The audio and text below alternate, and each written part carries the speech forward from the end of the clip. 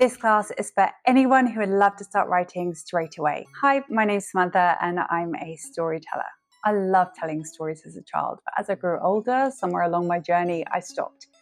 And then as an adult, I found that I wanted to start writing again.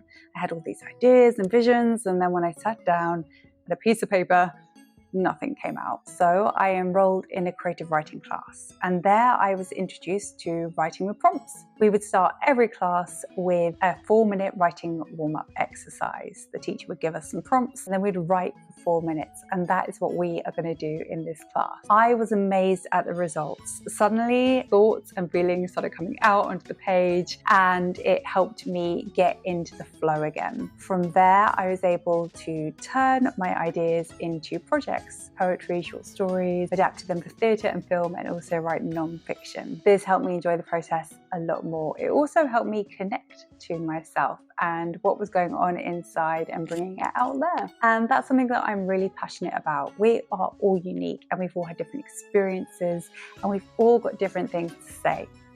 And whether we be sharing our voice with ourselves, our local community, or more publicly, it is all required in this world.